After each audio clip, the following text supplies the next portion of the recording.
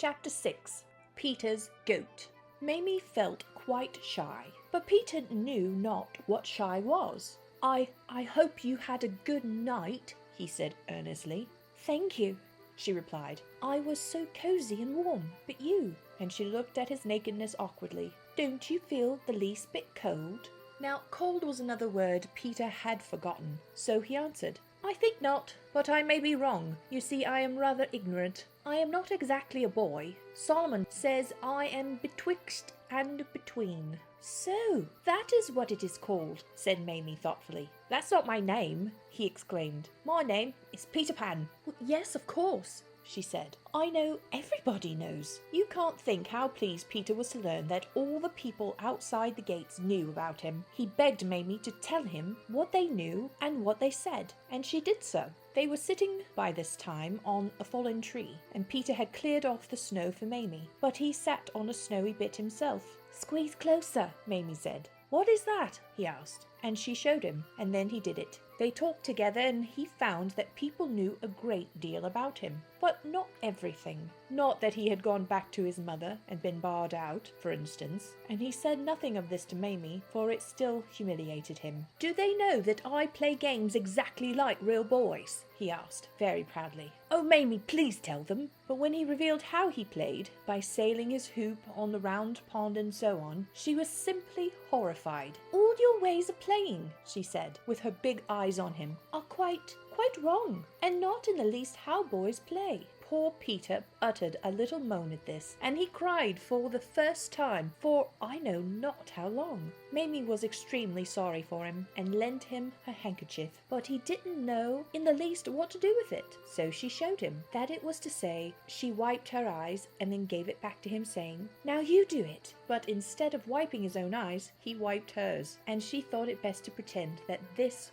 was what she had meant. She said out of pity for him, I shall give you a kiss if you like, but thought he once knew he had long forgotten what kisses are, and he replied, Thank you, and held out a hand, thinking she had offered to put something into it. This was a great shock to her, but she felt she could not explain without shaming him, so with charming delicacy she gave Peter a thimble which happened to be in her pocket, and pretended that it was a kiss. Poor little boy, he quite believed her, and to this day he wears it on his finger, though there can be scarcely anyone who needs a thimble so little. You see, though still a tiny child, it was really years and years since he had seen his mother, and I dare say the baby who had supplanted him was now a man with whiskers. But you must not think that Peter Pan was a boy to pity rather than to admire. If Mamie began by thinking this, she soon found that she was very much mistaken. Her eyes glittered with admiration when he told her of his adventures, especially of how he went to and fro between the island and the gardens in the thrush's nest. How romantic! Mamie exclaimed. But this was another unknown word, and he hung his head, thinking she was despising him. I suppose Tony would not have done that, he said very humbly. Never, never,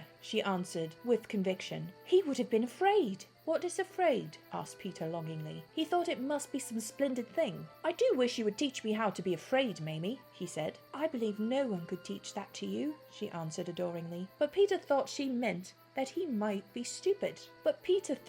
She meant that he was stupid. She had told him about Tony and of the wicked thing she did in the dark to frighten him. She knew quite well that it was wicked, but Peter misunderstood her meaning and said, Oh, how I wish I were as brave as Tony. It quite irritated her. You are 20,000 times braver than Tony, she said. You are ever so much the bravest boy I ever knew. He could scarcely believe she meant it, but when he did believe, he screamed with joy. And if you want very much to give me a kiss, Mamie said, you can do it. Very reluctantly, Peter began to take the thimble off his finger. He thought she wanted it back. I don't mean a kiss, she said hurriedly. I mean a thimble. What's that? Peter asked. It's like this, she said, and kissed him. I should love to give you a thimble, Peter said gravely. So he gave her one. He gave her quite a number of thimbles, and then a delightful idea came into his head. Mamie, he said, will you marry me? Now, strange to tell, the same idea had come at exactly the moment time into Mamie's head. I should like to, she answered, but will there be room in your boat for two? If you squeeze close, he said eagerly. Perhaps the birds would be angry. He assured her that the birds would love to have her, though I'm not so certain of it myself. Also, that there were very few birds in winter.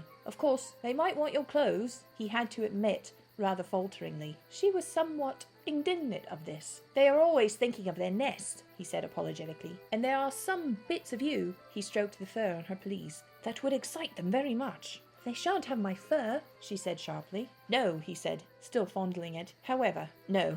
Oh, Mamie," he said rapturously, "do you know why I love you? It is because you are like a beautiful nest." Somehow this made her uneasy. "I think you are speaking more like a bird than a boy now," she said, holding back, and indeed he was, even looking rather like a bird. "After all," she said, "you are only a betwixt and between." But it had hurt him so much that she immediately added, "It must be a delicious thing to be. Come and be one then, dear Mamie," he implored her, and they set off for the boat, and it was now very near open gate time. "And you are not a bit like a nest," he whispered to please her. "But I think it's rather nice to be like one," she said, in a woman's contradictory way. "And, Peter dear, though I can't give them my fur, I wouldn't mind their building in it. Fancy a nest in my neck with the little spotty eggs in it. Oh, Peter, how perfectly lovely." But as they drew near the Serpentine, she shivered a little and said, "Of course, I shall go and see Mother often, quite often. It is not as if I was saying goodbye forever to Mother. It is not in the least like that." "Oh, no," answered Peter, but in his heart he knew it was very like that, and he would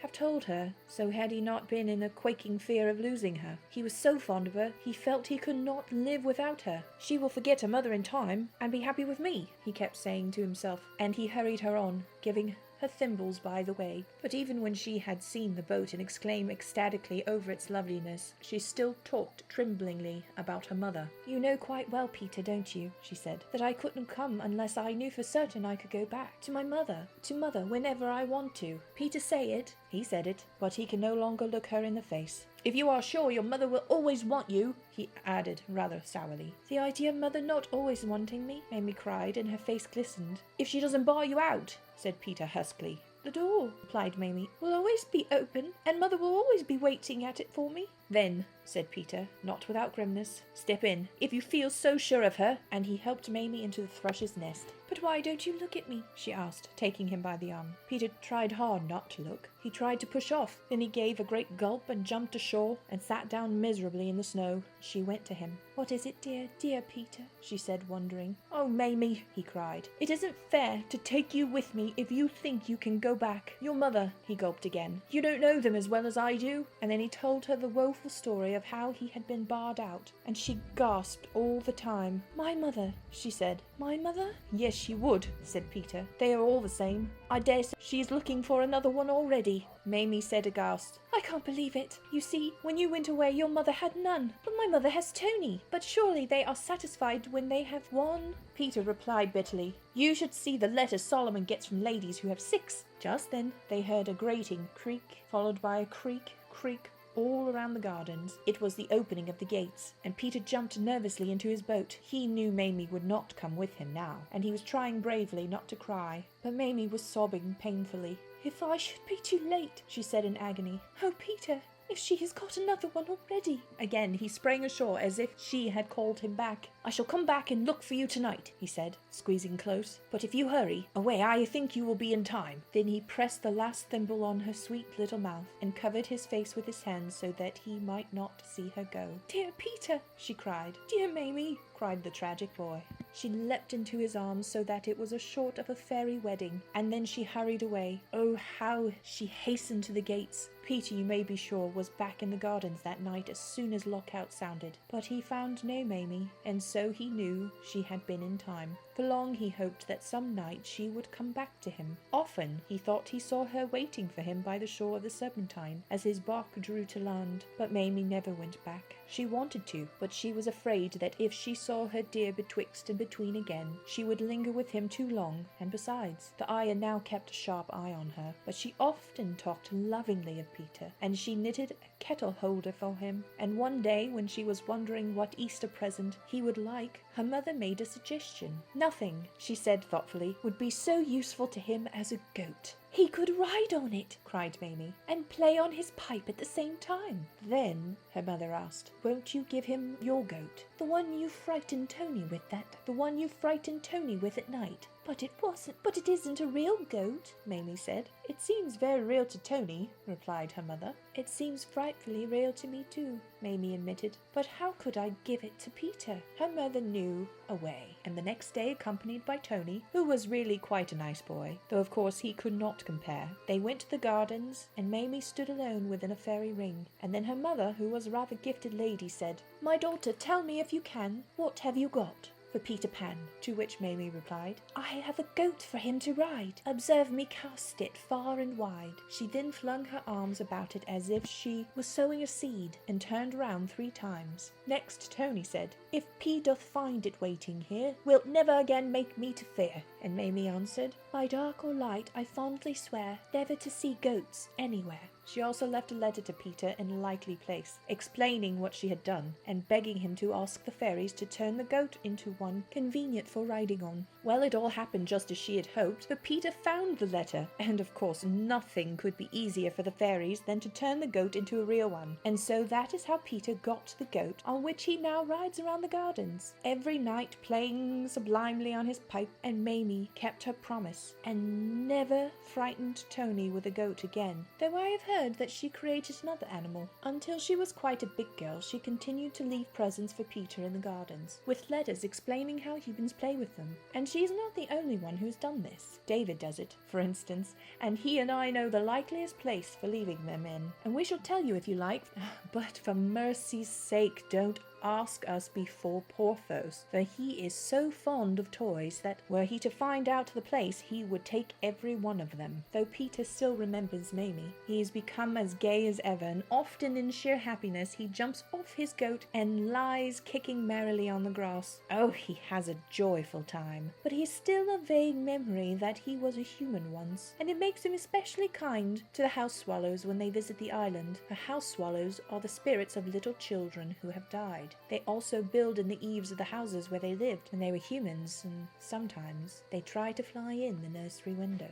And perhaps that is why Peter loves them best of all the birds. And the little house? Every lawful night, that is to say, that every night except ball nights, the fairies now build the little house lest there should be a human child lost in the gardens. And Peter rides the marches looking for the lost ones, and if he finds them, he carries them on his goat to the little house. And when they wake up, they are in it, and when they step out, they see it. The fairies build the house merely because it is so pretty, but Peter rides round in the memory of Mamie, and because he still loves to do just as he believes real boys would do. But you must not think that because somewhere along the trees the little house is twinkling, it is a safe thing to remain in the gardens after lockout time. If the bad ones among the fairies happen to be out that night, they will certainly mischief you, and even though they are not, you may perish of cold and dark before Peter Pan comes round. He has been too late several times, and when he sees he is too late, he runs back to the thrush's nest for his paddle, of which Mamie had told him the true use, and he digs a grave for the child and erects a little tombstone,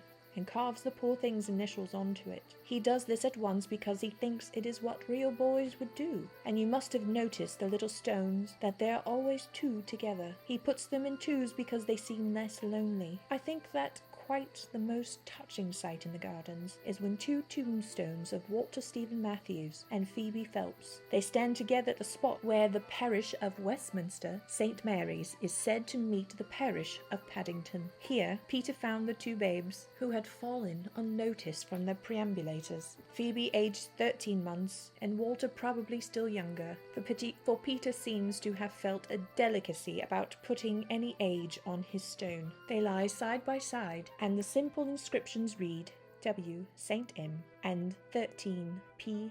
P. 1841. David sometimes places white flowers on these 2 innocent graves, but how strange for parents when they hurry to the gardens at the opening of the gates looking for their lost one to find the sweetest little tombstone instead. I do hope that Peter is not too ready with his spade. It is all rather sad.